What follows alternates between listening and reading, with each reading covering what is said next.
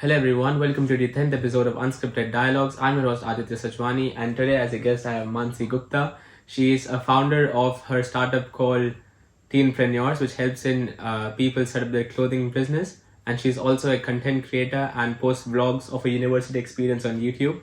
It's a pleasure having you on the episode today. Thank you so much, Aditya, for having me, and I'm super excited about the topics we're going to dive into. So, yeah. Alright, let's begin in 3, 2, 1.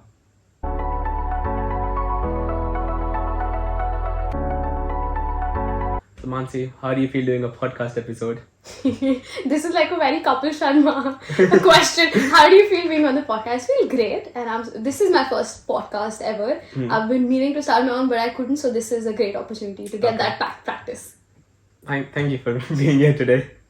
Thank you for having me. So let's start with your background. Where in India are you from? Why did you choose this university and your course?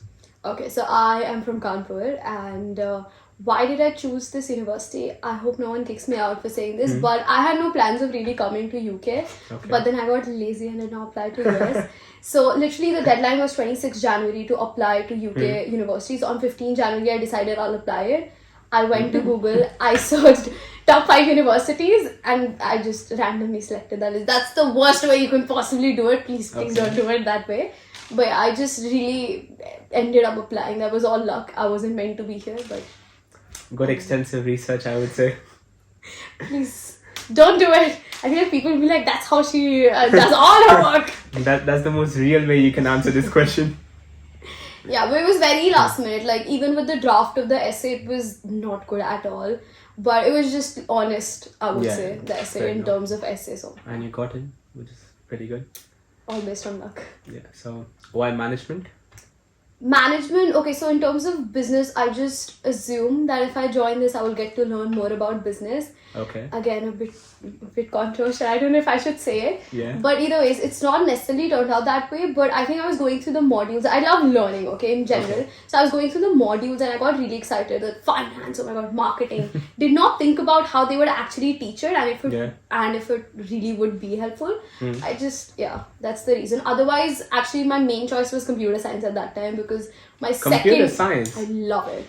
I love creating those algorithms. I might not love the whole hardware aspect of it. It's just creating the algorithms which I love because I'm a science student. So till 12th I had science with maths and computer science.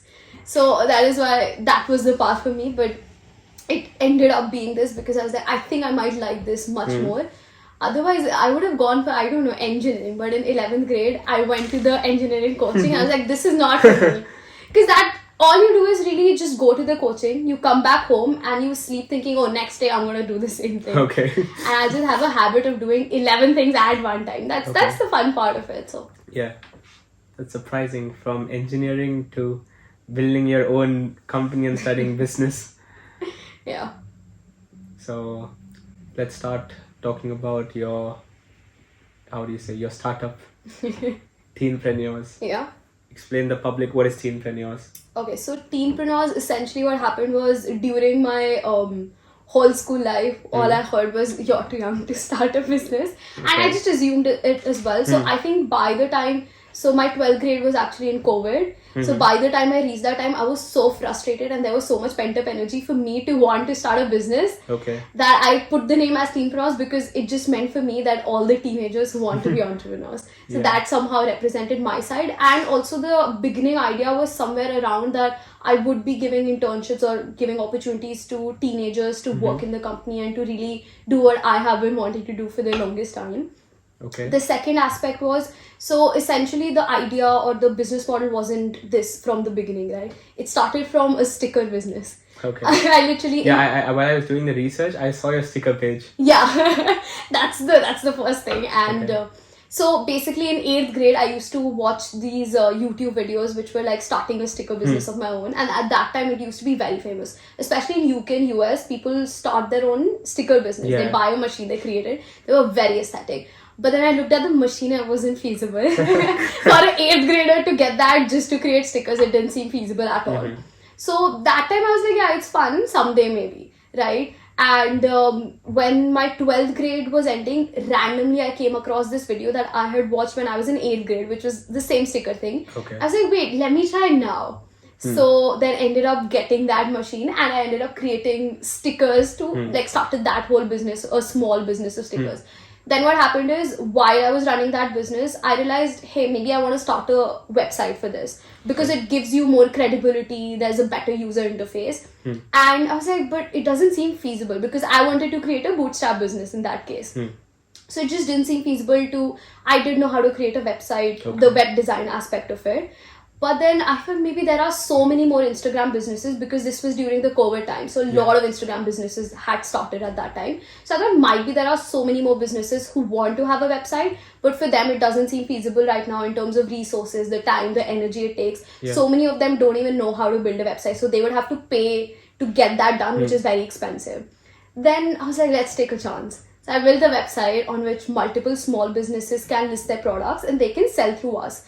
That's when I also started with the whole process of the team building. So before that, I had done like 4 internships in teen-run NGOs, right? And I saw how teenagers were doing an internship. So I decided to build a proper team with that. And I ended up starting with actually 50 teenagers. 50? Yeah. So I took like interviews of all of them. That was the fun part. Rejecting people? I didn't reject many because at that time I had no experience. So I didn't know how So you took everyone? Almost, yeah. I think I just interviewed like 90 people, and so I took 50 out of them, so most of them. But at that time I didn't know how do you really go about the whole screening process, which was a very, very good learning process for me. Even though it was still teenagers, it's not like I was actually interviewing professionals, but still it gives you an idea, good experience. right? And so 50 people, and that's how I learned about the whole structure aspect of it. So the good part of starting a business without knowing anything is you learn the fundamentals of it without someone telling you. No one told me, okay, this is why you have departments, this is why you have a structure, and that's you have heads and then this. It just so happened that, hey, I realized this might be a better way of doing it, and now I've learned the fundamentals of how to build a team and how the structure should really work. I think that's the main reason also I enjoy business. I don't like reading about it and then learning this is how you have to go about it, create a business plan, learn this thing. Although that is a great way of going, but I just enjoy it so much, the whole process of creating the business, the whole process of then failing well. Yeah, that's the part. That's the fun part as well. So either ways, after I built the website, so after I think 6 months or 9 months of this business, during which I cold emailed so much, I DM'd so many small businesses, even with the team. So one team was just the outreach department. One person every day would send out like 15 DMs because that's the limit on Instagram. I can't even count the number of DMs that we probably sent to get those small businesses. That helped me learn how to onboard clients. The pitching aspect was actually new for me because I always thought that, hey, pitching and all of that. You see those videos, right, where they say, hey, sell a pen to me. I say, I can't do that. But that's when I realized, so because this was my product, I believed in it so much, I knew exactly what it provided. I didn't have a script for it. The first time I called, there was no script. I just pitched it. And then that, I didn't even have to cram it up later on for that. It just came naturally to me. And I was like, yeah, that's not difficult at all. When you believe in the idea, it's very easy to pitch as well. So I must have pitched to at least, so it used to be a 10 minutes call, right? So I somehow turned that into a system which helped me learn how to create the whole process and the whole aspect of a funnel in terms of where does it start. Either ways, then after that, I was talking to one of the influencers who's a pretty, Harsh Benewal, right? No. So that person actually is a content creator with Harsh Benewal. She works with us, so she was also at a good level. I was talking to her for influencer marketing actually. And then randomly I told her, hey, why don't you list your own products on our website, on the Crescent's website, right? And she said, well, I don't have any products. I said, why don't you start any business of yours? She said, I don't have the time to start it. And that's when I got really interested. I was like, wait, why don't I do that for you? I'll take out all the time. I'll manage the whole production aspect of it. All you really have to do is just focus on the marketing, which you've already done because you have a personal brand. You have an audience. You don't have to really do anything. Just use your personal brand, right? I pitched it to her. She was interested in it, but then later she talked to her other friend and then they convinced her. But then that's where this whole idea, the new business model started. So it was all based on pivoting. It wasn't really, hey, this idea clicked. Yeah. So essentially what I did is then I got more passionate about this idea. So I slowed down the other website aspect of it. And in this, I reached out to a lot of influencers telling them, hey, this is what we're doing. And then I would get on a pitch call with them. Actually, even like, so it was creating a new market for me because influencers, essentially, not everyone has a business mind and not everyone wants to start a business because it's a huge risk. So for me, I had to create this whole new market where I had to convince them that, hey, there are advantages of you starting a business. You already have built this personal branding. You don't have to do anything literally. I will do all the time consuming tasks for you. All you have to do is just put your face out there. Market it. And you already have your brand established. So Exactly. That's a very good idea. But to be honest, it was like 1% of the influencers who would really understand. Because their first question would be, oh, so am I promoting the products for you? So a lot of influencers wouldn't even understand the aspect of it. That's a bit dumb. I mean, I understand it. Not everyone wants to get into business as well. So people who did want to, they had their own ideas already. People who didn't want to, they were still confused. They were like, I don't know if it's going to work out. How much money am I going to really get out of it? So I think that's essentially how the business started. Then moving on, I realized that it's not only influencers. I think it's much better to work with people who genuinely want to start their own clothing brand because they have the knowledge and they will. So for influencers, we had to go after them. We had to keep texting them, hey, what's the update? We had to keep following up with them. We realized with people who wanted to start their own clothing brand and were looking for suppliers, they would reach out to us from their side. They'd be like, hey, what's the update? Hey, do you have this or not? Yeah. So that's when I thought it's better to really open it up to everyone who wants to start their own clothing brand. It started with print on demand and dropshipping, but now we've moved on more towards bulk orders. Yeah. Because that makes more sense if you're putting in that much effort as well. Scalable. Yeah, like both the ideas are scalable really, but it just depends where you want to operate. I got you. What into, yeah. That's it. Do you still focus on the business in university? How do you spend your time? So the first semester I came in, I did focus a lot on the business still. Then I think I slowed down in the second semester because I was thinking of dropping out. So I thought, yes, I know that story. We're going to come on to it. Yeah, so when I thought once I'm back in India, then anywhere all I'm going to do is really run the business. So let me enjoy my university life. But now the thing is, I have gotten a little bit bored of the previous one. That just really happens with me. After a while, after I know that I can do this specific thing if I really want to, I want to move on to something new. So now I'm like passionate about some other business idea that I'm working on. So I might move on to that. But the thing is, what I want to learn is how to automate businesses, right? So these two businesses, if I'm not there, how can that business keep going on? Going on without you. Although I would still say you can't treat a business for it to be successful like a part-time. So I have been treating it like that only, to be honest. But with the new business, I think I'm going to take a very new approach. One, obviously put all the learnings that I have gotten through these like 2.5 years. Experiences. Exactly, with the team and how do you go about it. Second thing I've learned is really investing and believing in something. Earlier I was like, I don't know if I can take the risk. But now I because I do understand what's happening in that, I'm willing to invest a lot more of myself as well as money in that sense.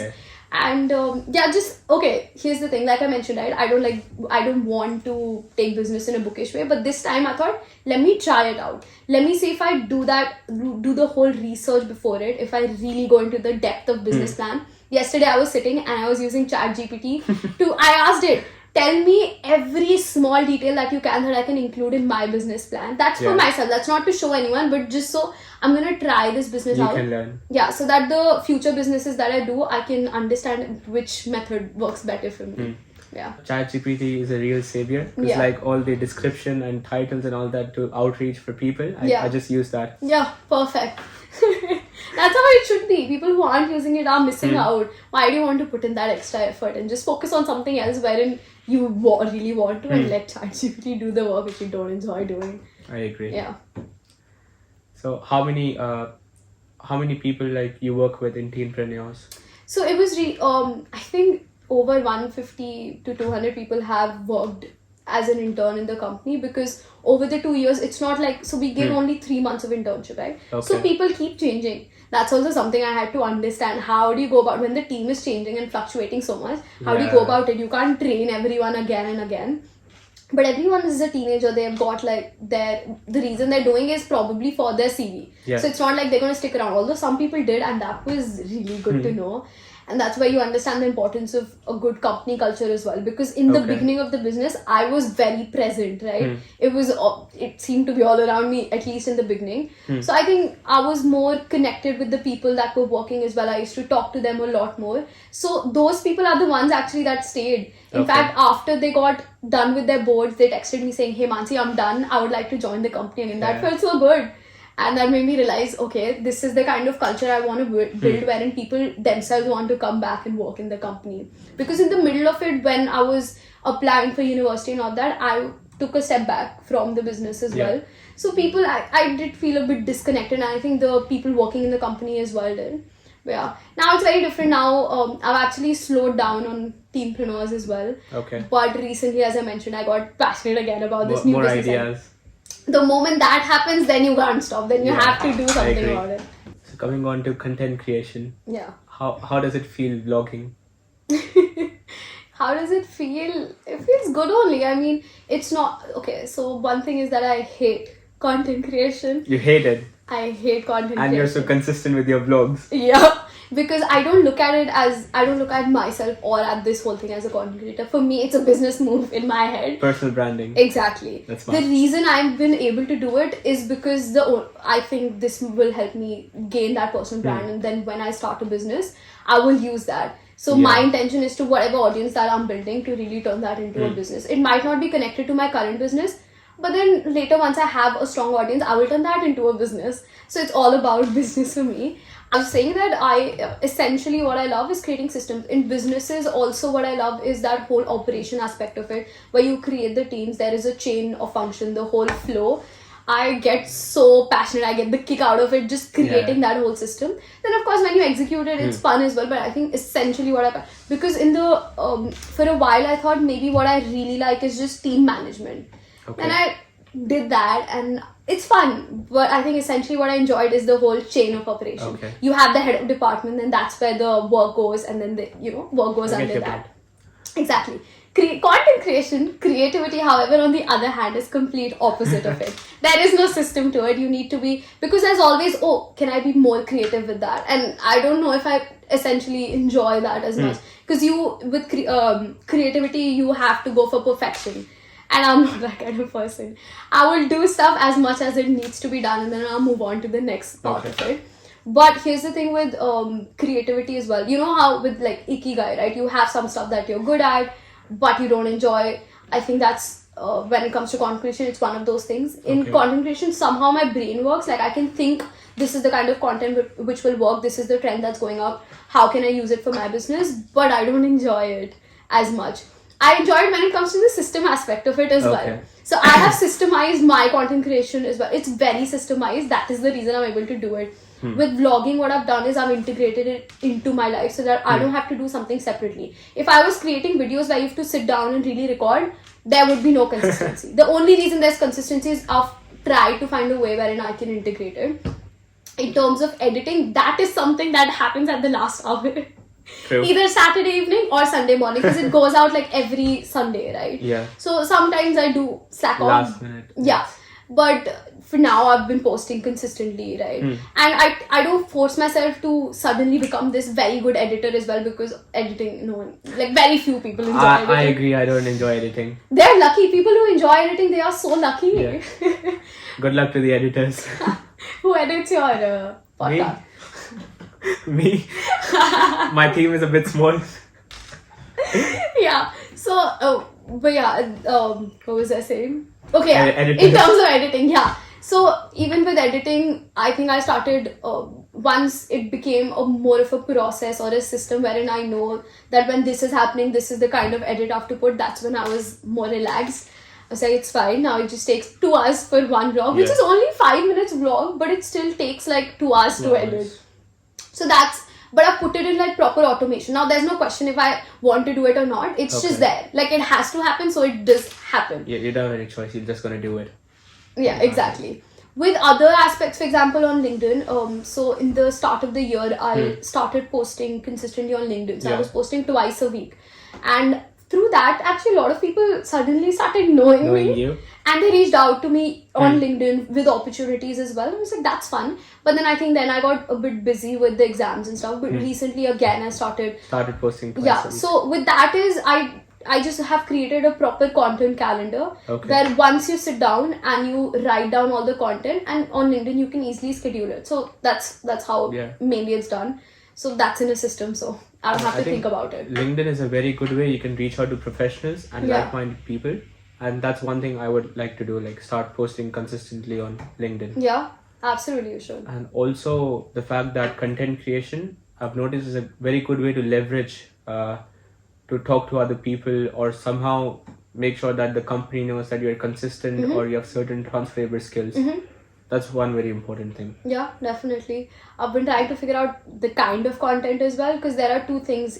One kind of content you enjoy, one kind of content is where you can portray yourself in a certain professional way. Exactly. For example, on LinkedIn, either, so I have two options. I'm a very philosophical person as well. Okay. So I have these deep thoughts, which whenever I do have, I record them in voice memos.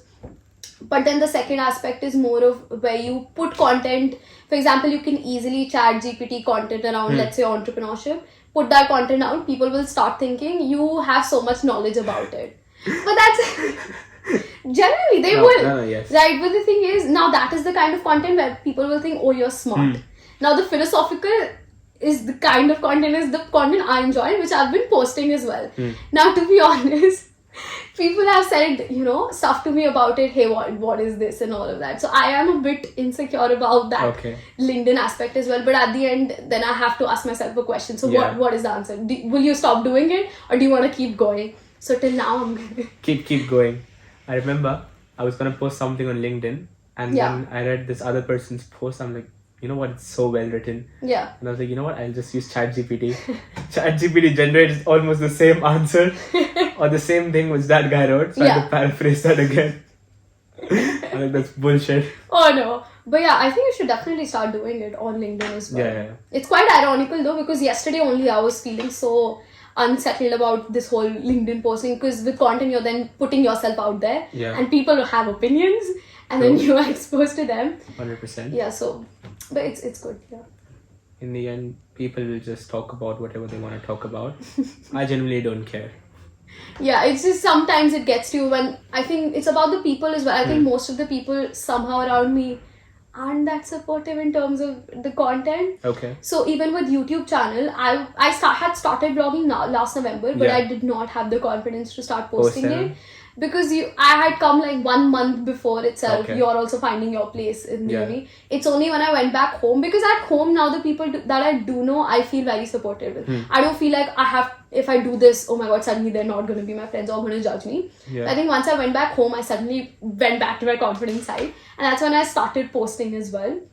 Then it kept going. With YouTube, to be honest, the growth is extremely slow. So sometimes if I look at the number, then it might seem embarrassing. But at the same time, it's so surprising that with such less numbers, there are so many people, like in university, I've met at least 25 to 30 people that have come up to me very sweetly and told me, hey, I watched your YouTube channel. Because they're all first years, right? So my content as of now is very niched as well. People who are coming to the university will obviously search on YouTube. So that seems very supportive. So with YouTube, my whole the side of insecurity wherein you feel a bit the imposter syndrome, bit embarrassed, like putting it up is the main issue. Okay. So that has luckily gone. Yeah. And you're like just spamming content.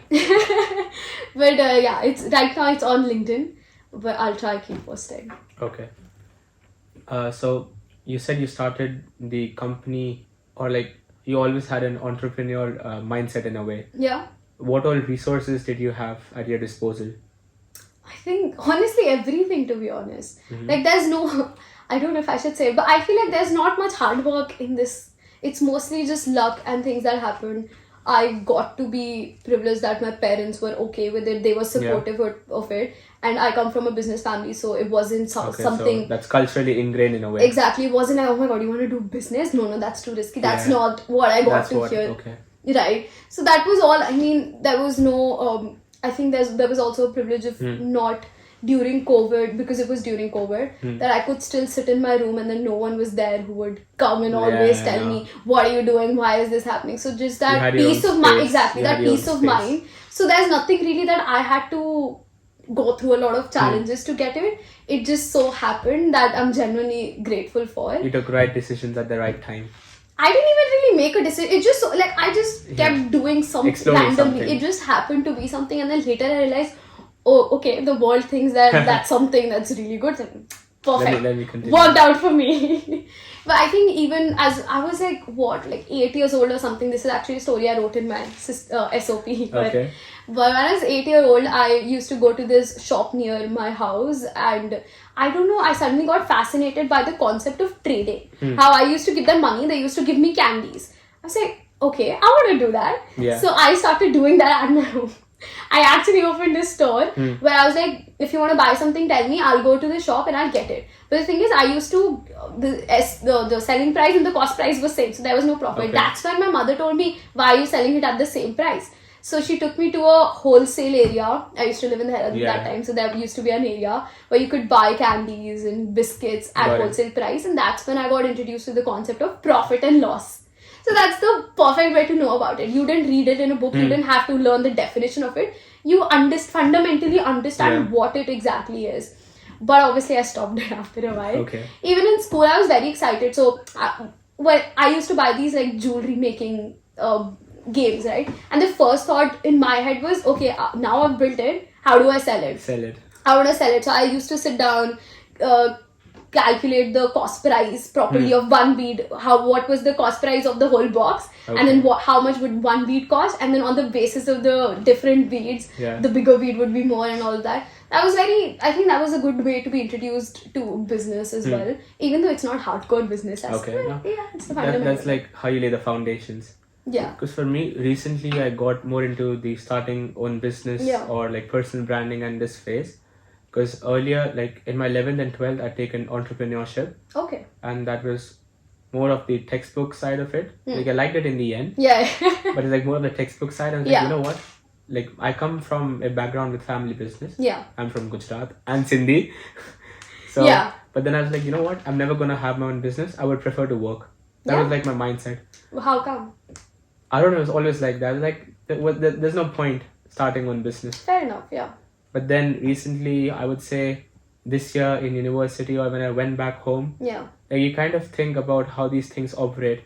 And this is very cliche and controversial for some people. Yeah. Like, you know the guy Andrew Tate, right?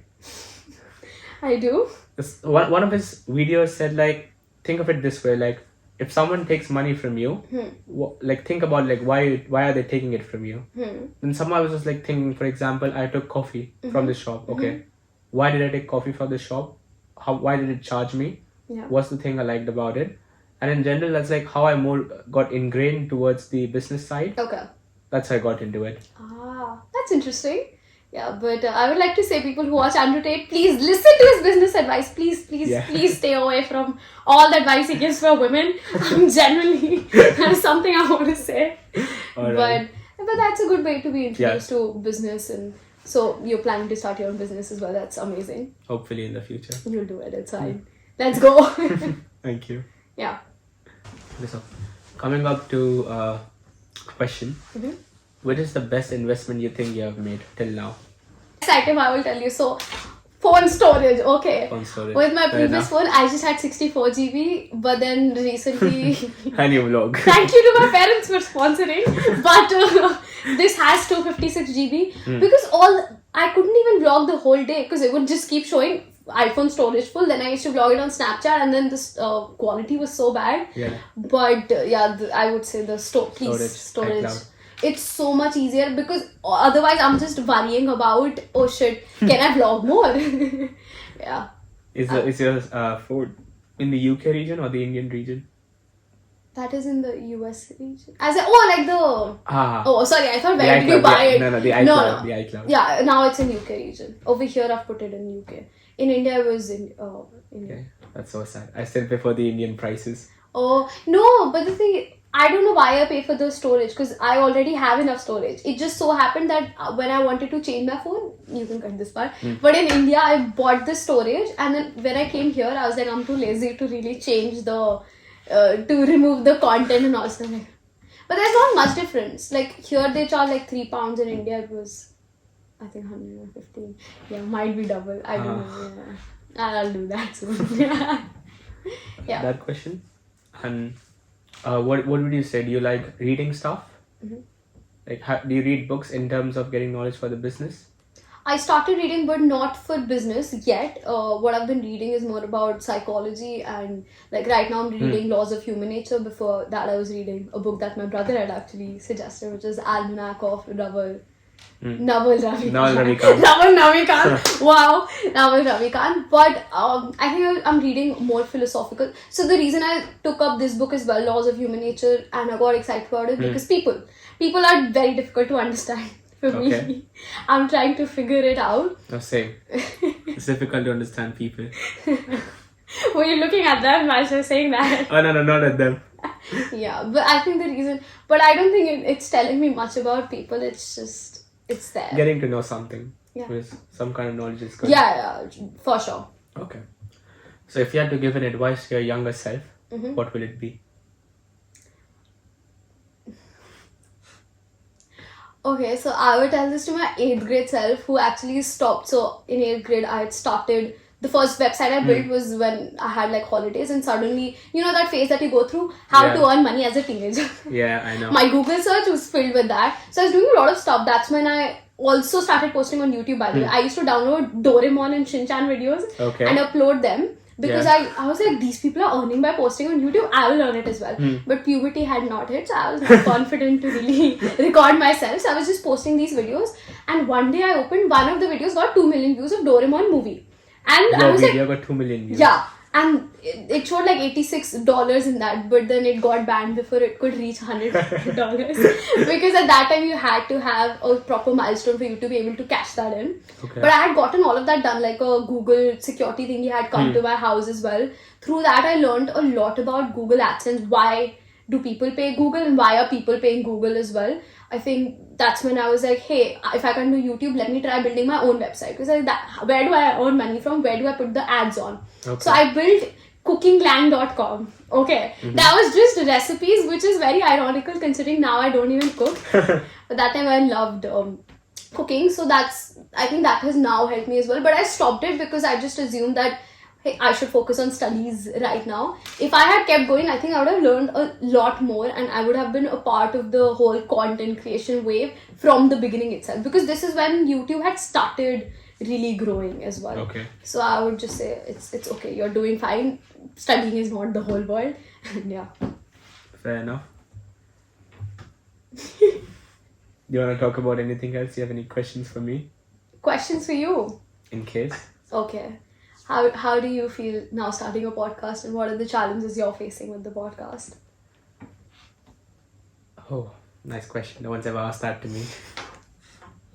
I think I started podcast because I thought that's a good way for me, because I like talking to people. And somehow my earlier plan was to get people from different cultures and different ethnicities. Okay.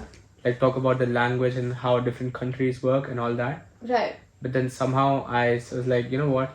Actually, a better way for me to get leverage from people is those with business backgrounds, they're professionals or students, and somehow they're building something, and just getting to know their experiences. Okay. And personally, for me, most of the knowledge like I did research or gained about was through podcasts. Like I just love consuming video podcasts. Yeah. Like why not start one? Yeah. There's this podcast called Dostcast in India. Okay. And like I kind of look up to the guy over there. And I started my own podcast. Well, that's pretty good. Also, you plan to start your own business. So what are the biggest challenges you're facing right now as someone who's now starting and taking that step? Somehow I found Teenpreneurs now, so it wouldn't be challenging. Okay. So let's see how it goes. That's pretty good. So now that you've decided to start your own business, right? Do you feel any hesitation in terms of how do I start it? Or do you feel like it's better to go with the whole structure of what you learn in a book and what you learn in podcast, or do you just do you prefer just like jumping in, like just jumping? Jumping. Somehow find the way you can earn money and everything comes in place. Love how half of the Aditya's thing is there should be money in this. Oh, that's business though. That's business. Everyone for watching today's podcast, and our 10 episodes are now over. Let's go. Hopefully more 90. Yeah, please like, subscribe, and also follow Maansi's channel on YouTube. Thank Yeah, you. thank you.